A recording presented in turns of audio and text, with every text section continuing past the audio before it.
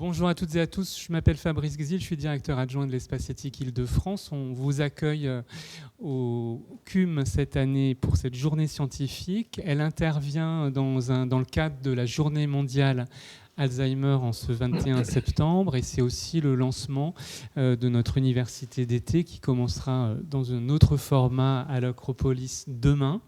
On est très reconnaissant à la ville de Nice et au maire de Nice en particulier, qui ont mis à notre disposition ce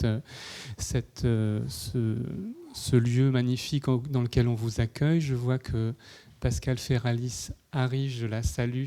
J'étais justement en train de remercier la ville avec laquelle on est très heureux de collaborer. Mes deuxièmes remerciements vont au laboratoire Distals. Vous entendrez dans une seconde le professeur Philippe Amouyel. Nous avons la chance depuis de nombreuses années maintenant d'être l'une des équipes parties prenantes de ce laboratoire d'excellence qui réunit laboratoire d'excellence Distals, qui réunit partout en France des équipes de recherche dans le champ biomédical et en sciences humaines sur les enjeux éthiques et épistémologiques et scientifiques, biologiques de la maladie d'Alzheimer. Et donc c'est dans ce cadre de ce partenariat que cette journée s'inscrit.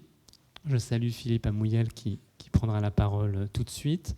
Je voudrais aussi saluer le professeur Clanet, Michel Clanet, qui est vice-président de la commission de transparence de la Haute Autorité de Santé, directeur de l'Espace Éthique Occitanie, qui a présidé le plan maladies neurodégénératives et qui nous fait l'honneur de faire la conclusion de cette journée.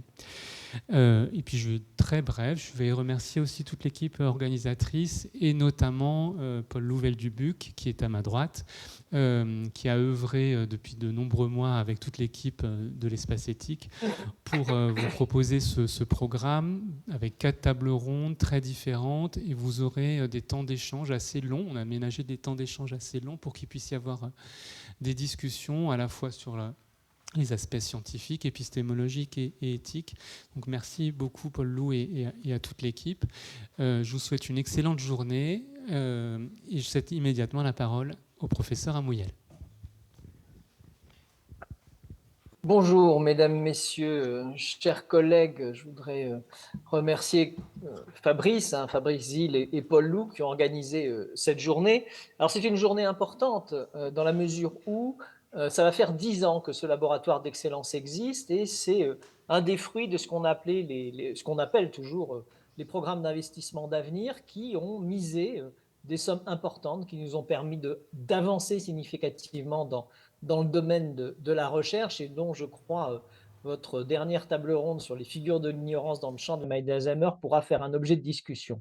Et maintenant, si je remonte au moment où on a déposé ce dossier, en juin 2011 exactement, à ce moment-là, on se posait la question avec toutes les équipes, dont une équipe niçoise, et je salue mon ami Frédéric Schekler, qui dirige un laboratoire de recherche sur la maladie d'Alzheimer à Nice, à Sophia Antipolis.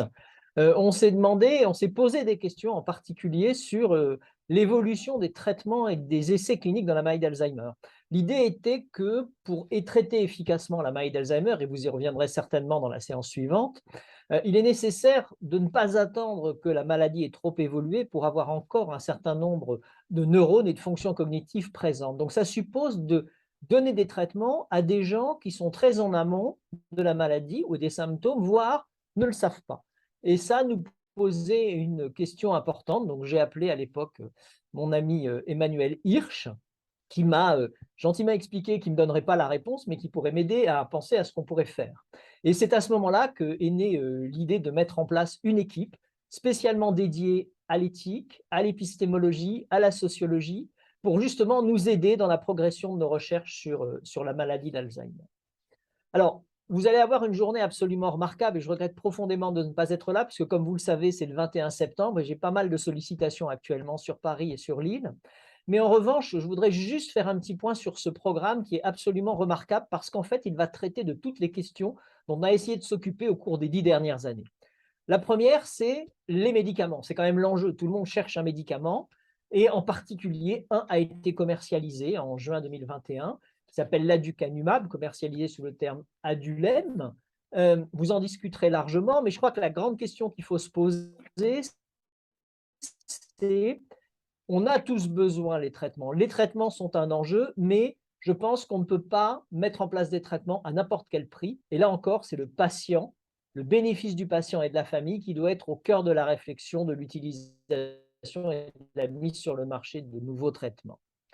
Le deuxième sujet qui va tout à fait avec les traitements que vous allez discuter aujourd'hui sont les biomarqueurs. Alors en effet, pour donner un médicament suffisamment tôt, il faut avoir des outils qui permettent d'identifier les patients très tôt. On appelle ça des biomarqueurs. Et on a maintenant une collection de biomarqueurs assez intéressants qui permettent, 5, 10 ans avant, de prévoir avec une probabilité non négligeable qui dépasse les 80-90% si la personne qui possède ces biomarqueurs développera une maladie d'Alzheimer. On a tellement développé ces travaux qu'à un moment, on s'est dit, finalement, ce biomarqueur représente la maladie. Mais là encore, je voudrais revenir sur toujours la même question. Le biomarqueur n'est qu'un biomarqueur, c'est un signal. La maladie, elle est représentée par le patient. On traite un patient, on ne traite pas un biomarqueur, et c'est une question qu'il faut se poser actuellement dans la découverte des nouveaux traitements qui ont lieu actuellement. Le troisième chapitre que vous allez discuter, c'est celui de l'hétérogénéité des parcours. Alors, est-ce qu'il faut un seul parcours de soins? Est-ce qu'il faut un seul parcours de prise en charge?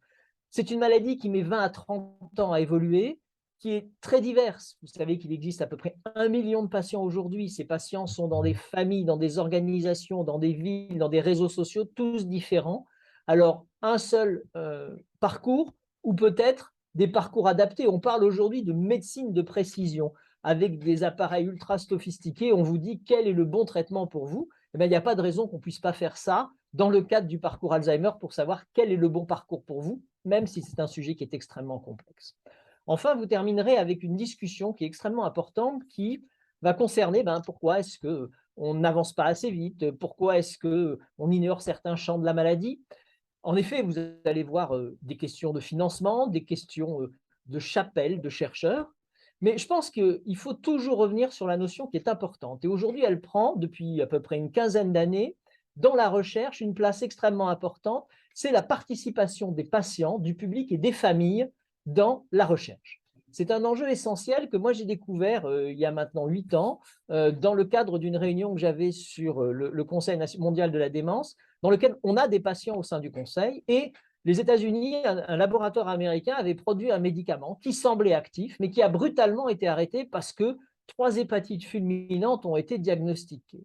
Et à ce moment-là, les patients qui étaient dans le groupe se sont levés en disant « Vous avez décidé en tant qu'autorité de régulation d'arrêter ces produits, mais nous voulons prendre le risque de 3 hépatites fulminantes si cela nous permet de gagner des années de vie avec un fonctionnement cérébral correct. Donc, si vous nous aviez demandé notre avis, nous aurions voté contre l'arrêt du développement de ce médicament. » Donc, vous voyez comment il est important d'avoir, par des patients, qui vont vous donner réellement le point de vue du malade, ce dont il a besoin, ce dont il a envie, pour aider le chercheur à mieux aller dans sa direction, le point de vue des familles et le point de vue du public, parce que le public est concerné.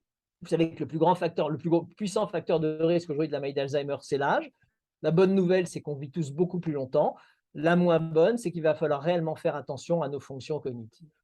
Je voudrais terminer cette introduction en faisant un hommage à mon ami Emmanuel Hirsch, qui sera, je crois, pas présent aujourd'hui, qui a toujours été d'une constance avec lequel j'ai eu des heures et des heures de discussion autour de ces sujets, et qui, toujours avec grande élégance, est en train progressivement de se retirer en laissant la place à l'équipe absolument remarquable qu'il a mise en place en France, il faut le noter, sur les sciences humaines et sociales. On a peu d'équipes de leur niveau, peu d'équipes avec une vision internationale, et il a mis en place un certain nombre de chercheurs, dont Fabrice Zil, dont Paul-Louis Weck-Dubuc, Léo Coutelec, et toute une équipe qui a grandi, je le pense, certainement grâce au contact avec les autres équipes et à ce laboratoire d'excellence d'Istals.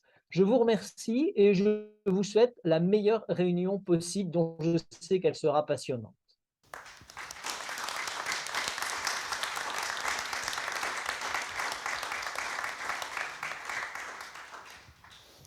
Merci infiniment, cher Philippe. La dernière oratrice de cette ouverture est le docteur Imen Jedan. Elle représente Monsieur le maire de Nice. On est très heureux de vous accueillir. Je disais qu'on était très heureux que vous ayez mis à notre disposition le CUM aujourd'hui, mais plus largement, on a un partenariat maintenant, grâce à Pascal Ferralis également, qui est ancien, qui est important. Et donc, on vous remercie de votre présence. On y est très sensible. Merci à vous. Merci. Bonjour tout le monde.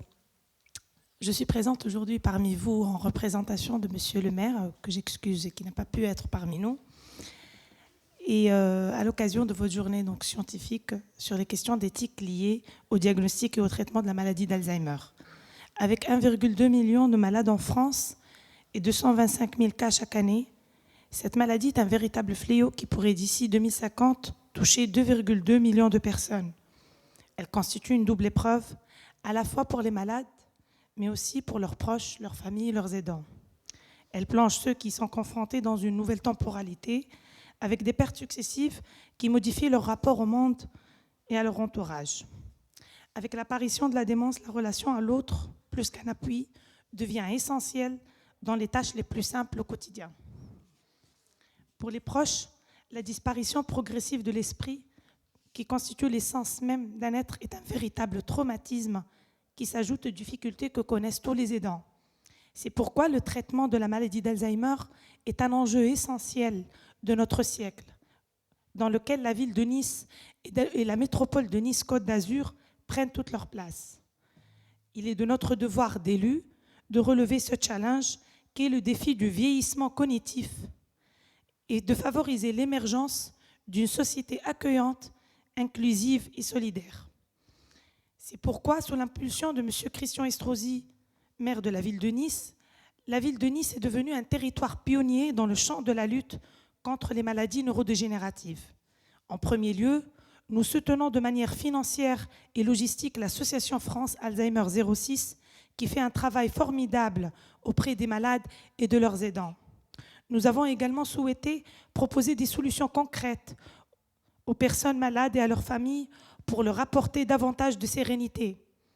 Ainsi, nous avons mis à disposition 5 lieux d'accueil de jour, 35 EHPAD spécialement formés, ainsi que l'Institut Claude Pompidou. Nous avons également structuré notre écosystème afin de développer la recherche et déployer l'innovation technologique, avec notamment le Centre Mémoire de ressources et de recherche et l'équipe Cooptech, dirigée par le professeur Robert, qui développe l'intelligence artificielle afin de doter les patients et les aidants d'outils numériques facilitant l'accompagnement et les soins. Toute cette politique porte un constat simple et n'a qu'une seule ambition, que nos territoires franchissent une nouvelle étape, celle d'adapter nos villes pour que le handicap cognitif soit une composante pleine et entière du vivre ensemble, et faire de la métropole de Nice-Côte d'Azur et de la ville de Nice la première ville inclusive pour tous de France. Je vous souhaite tous et à toutes une excellente journée de travail et je vous remercie pour votre attention. Merci.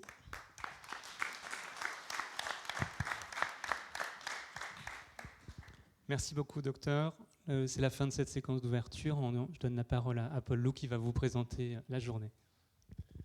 Bonjour à tous, je suis Paul Loup Veil-Dubuc, l'un des coordinateurs de la journée avec Fabrice Exil, Vincent Israël-Jost, Amélie Petit et Léo Koutelek. Et je vais tout de suite peut-être laisser la parole à Amélie Petit pour la première table ronde sur l'aducanumab. On a une journée très chargée. Philippe Amouyel nous a un peu annoncé le programme de cette journée en le détaillant très bien. Et je vais donc donner la parole à Amélie pour la première table ronde. Et je vais vous afficher donc les noms des participants à l'écran. Voilà.